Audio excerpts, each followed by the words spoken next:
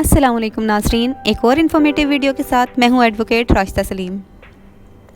उम्मीद करती हूं आप सब खैरियत से होंगे और अल्लाह पाक की हिफ्ज़ अमान में होंगे।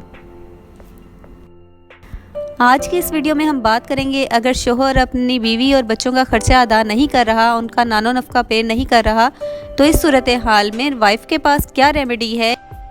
कि वो कानूनी तौर पर किस तरह से अपने बच्चों का खर्चा और अपना नानो नफ़का ले सकती है।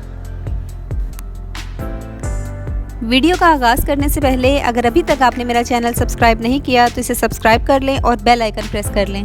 ताकि जैसे ही मैं कोई वीडियो अपलोड करूं वो सबसे पहले आप तक पहुंचे। ये मर्द की जिम्मेदारी है कि वो बीवी और बच्चों का नानो नुक्का अदा करे, और अगर वो ऐसा नहीं करता तो इसके लिए कानून में क्या रेमेडीज़ हैं। अगर कोई शख्स ऐसा करता है कि वो अपने बच्चों और बीवी का खर्चा नहीं उठाता, उनका नानो नफ़का अदा नहीं करता, तो इसके खिलाफ केस फाइल किया जा सकता है। अगर ऐसी सूरत हाल पेश आ गई है कि खातून को उसके और उसके बच्चों का खर्चा हस्बैंड की तरफ से अदा नहीं किया जा रहा, तो खातून के पास ये राइट है कि वो कोर्ट जाए और केस दायर करे,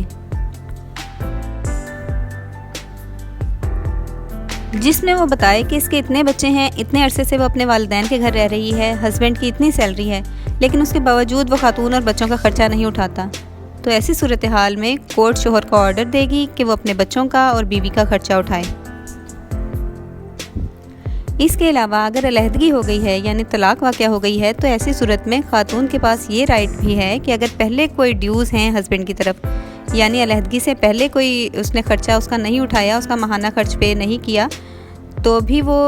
कोर्ट जा सकती है और उन सारे अखराजात को क्लेम कर सकती है। उन तमाम अखराजात के अलावा औरत जो इद्दत का पीरियड गुजारती है, उस दौरान जितना खर्चा होता है वो भी खर्चा पे करना हस्बैंड की ही जिम्मेदारी होती है, और इसके लिए भी औरत कोर्ट में क्लेम कर सकती है कि वो इद्दत के पीरियड का खर्चा पे करे। अब ऐसा होता है कि बाज़ औक़ात ख़वातीन इतना ज़्यादा खर्चा क्लेम कर देती हैं जो कि अफोर्ड करना एक मर्द के लिए इम्पॉसिबल होता है।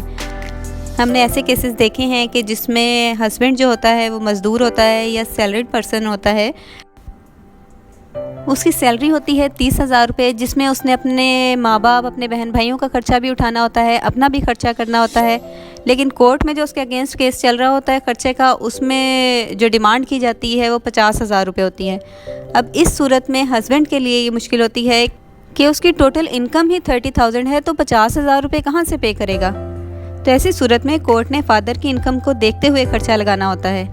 यानी कोर्ट देखती है कि फ़ादर की इनकम कितनी है, उसमें से कितने पैसे वो बच्चों और बीवी को अदा कर सकता है। अभी कुछ अर्सा पहले सुप्रीम कोर्ट की तरफ से एक ऑर्डर पास किया गया है, जिसमें ये फिक्स कर दिया गया है कि कम से कम खर्चा जो है वो 5,000 रुपये लगाया जाए।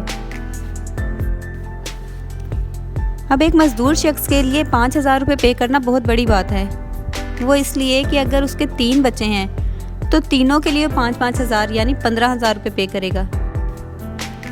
तो ऐसी सूरत में बाप कोर्ट में पेश होकर जवाब दावा दायर करता है। उसका जवाब जो बीवी ने खर्चे के लिए दावा किया होता है कि मेरी इनकम 15,000 है, मेरे ज़िम्मे माँ बाप, बहन भाइयों की देखभाल भी है, यानी घर का खर्चा भी मैंने चलाना होता है, तो बराए मेहरबानी बच्चों का खर्चा कम लगाया जाए।